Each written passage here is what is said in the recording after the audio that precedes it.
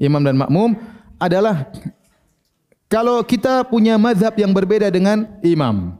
Contoh, imam memandang disunahkan kunut subuh setiap salat subuh. Kita memandang tidak disunahkan kunut subuh.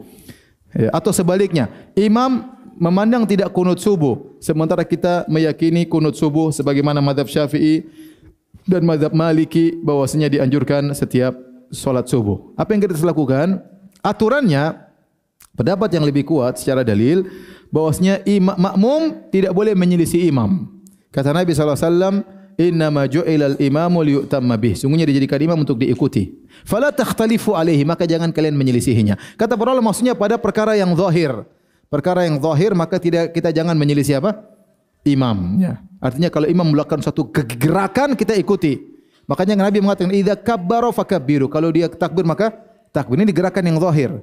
Bukan cara duduknya, bukan cara tasyahudnya, bukan. Itu tidak itu yang dimaksudkan untuk kita ikuti. Artinya jangan kita lambat dari dia, jangan kita kecepatan dari dia. Yaitu pada perubahan-perubahan apa?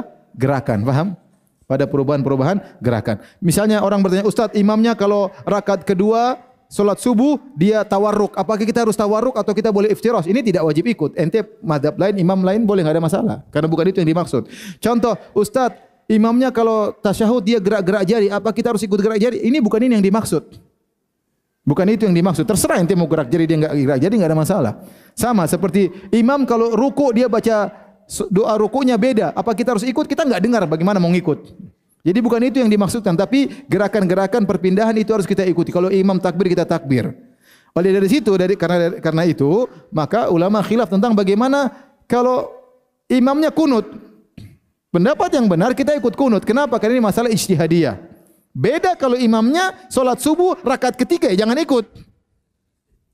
Karena ini ngawur, semua sepakat ini ngawur. Tapi ini masalahnya imam melakukan satu perkara ijtihadiyah. Menurut dia kunut adalah sunnah. Maka kita sebagai makmum karena ini masalah ijtihadiyah kita ikut imam. Maka ini fatwa Imam Ahmad, fatwa Syekh Utsaimin, fatwa Ibnu Taimiyah rahimahullah yang Imam Ahmad, Ibnu Utsaimin, Ibnu Taimiyah memandang kunut subuh tidak sunnah. Mereka semua memandang kunut subuh tidak sunnah, tapi mereka semua yang berfatwa berdasarkan dalil yang ada, kalau imam kunut kita ikut apa? Kunut. Faham? Kalau imam kunut karena ini termasuk gerakan-gerakan yang zahir. Ya. Bagaimana imam kunut kemudian kita menyelisihi, kita tidak kunut.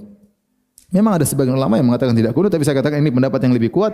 Imam kunut maka kita ikut kunut. Sebaliknya kalau imam tidak kunut, kita jangan kunut sendiri.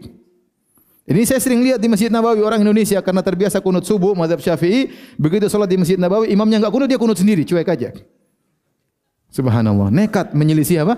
Imam. Jangan ya. Maka kita wajib mengikuti imam pada perkara-perkara yang zahir, terutama perkara ijtihadiyah.